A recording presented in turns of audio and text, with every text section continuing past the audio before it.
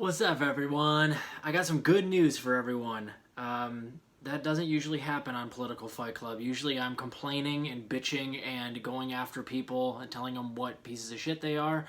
But in this episode, I actually have nothing but good news and a couple of things that I found actually, they're not bad news, they're just kind of stupid.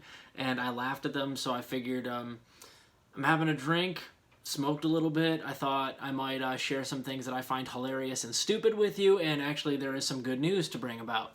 So, as you might have heard, the ARP, Biden's rescue plan, passed. So that's good news. It's not great news because, of course, it could have been very much more robust.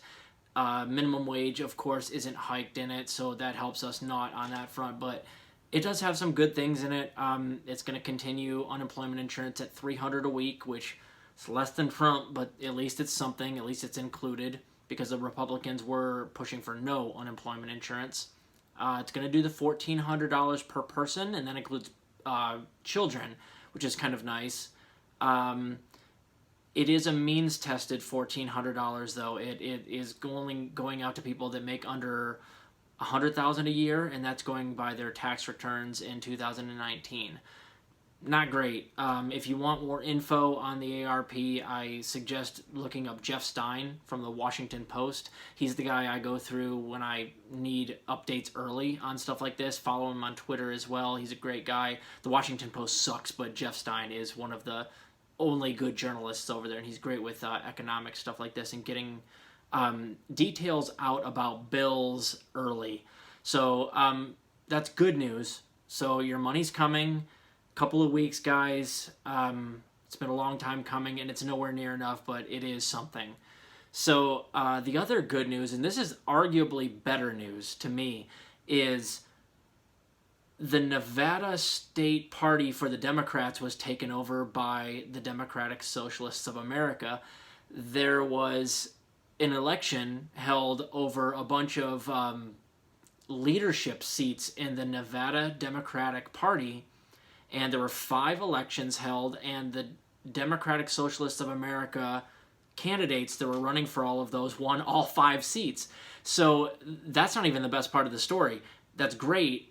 And if you guys remember correctly, the Nevada Democratic caucuses that went so awry for Hillary Clinton over Bernie in 2016, then Bernie came around, and a lot of people, what happened was they were so frustrated with that basically rigging in favor of Hillary Clinton back in the day. There were videos of how crazy it got at that caucus, giving a bunch of delegates to Hillary that she didn't earn, and it was considered rigged by so many people that it actually caused a coalescing of Bernie people in Nevada, and then you saw what happened in 2020. The writing was on the wall. He decimated everyone else. I mean, he got more votes than basically all the rest of the candidates combined in Nevada this previous year. Why did that happen? They went with a very strategic, very specific plan to take over the local governments. And it showed when Bernie wiped out in Nevada this year versus 4 years ago, getting taken down by Hillary Clinton, and now this is even more proof. Now the Nevada Democratic Party is run by socialists. Pure and simple. They also took over a bunch of executive positions, and I forget exactly what they're called, this previous summer, where there were 14 special elections in local elections, and they took 11 out of the 14. So they basically made an enormous vested effort to take over the local government, and it translated to Bernie taking the state by a large amount. And this is a blueprint, guys. This is wonderful news. This shows that in a short period of time, if you invest in local government, you absolutely can see the change you're affecting in the numbers. Bernie dismantled everybody else in Nevada. If we can do the same exact thing in other states, who's to say that the next Democratic Socialist like Bernie who's running can't win a ton of states in that fashion? And of course, then we could also take over the local governments, I think. So our ideas are wonderful. We should absolutely do what they did in Nevada here. all down to the specific things. Now you have to run on different things because certain things are more important to people in Nevada versus somebody who lives in maybe Maine or Washington or Florida. So you cater it to the state, obviously, but this is evidence that not only can we affect national change, but we can also just take over local government very easily, I would say. So this is great news. I was super happy to hear it. We should absolutely do it again in other states. Here's some stupid stuff going on. Obviously, the Dr. Seuss thing, they're taking a bunch of the Dr. Seuss books off the market now.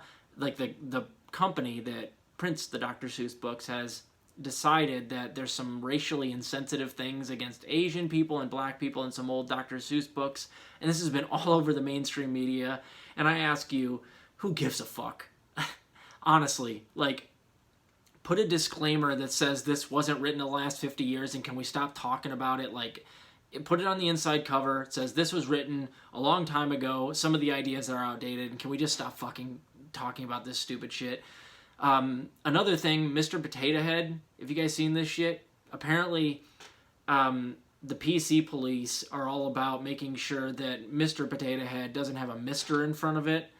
And as I've been joking all week, if you're going to make him a Mr. Potato Head, you might as well at least include a tiny, penis in the package. So that way everybody knows that he's a Mr. I don't know. I don't know why anyone gives a shit. It's so stupid. But the reason I wanted to talk about really stupid shit was to segue into this. Did you guys know that Barack Obama has a podcast with Bruce Springsteen? This is for real.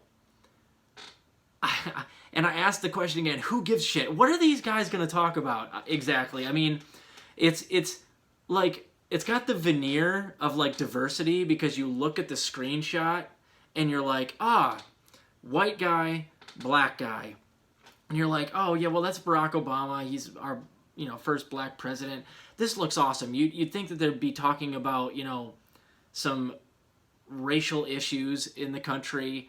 You think that they might be talking about the prison industrial complex. You think that they might be talking about, how black men are arrested 5 times the rate of white men for the same type of drug charges, or when they find the same amount of drugs on somebody, black men are like 4 times more likely to get arrested for being caught with drugs than white guys. You're not going to talk about any of that.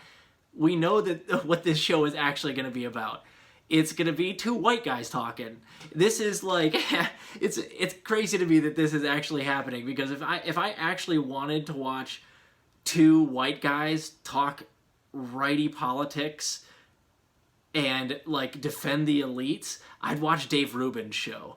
What the fuck is this? Like, are you kidding me? Barack Obama and Bruce Springsteen, this doesn't seem like some dystopian, hellish bullshit that like we're seeing in an Idiocracy film. What is this? Oh my god. And there's rumors that Michelle Obama might run for president. She's not a fucking politician. She doesn't know how to run a country. She's the wife of a president. What are we doing here? Are we just gonna let celebrities that aren't qualified run for all of our places of public office? And are we going to tune in to Barack Obama and Bruce Springsteen's show as if they have anything of worth to say?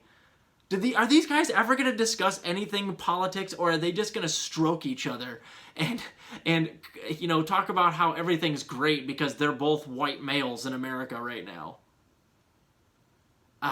Anyway, this is the most ridiculous thing ever. I thought it was fake when I heard about it, but it's not fake. Barack Obama and Bruce Springsteen. I don't even, what are you going to do next? I mean, you're going to have like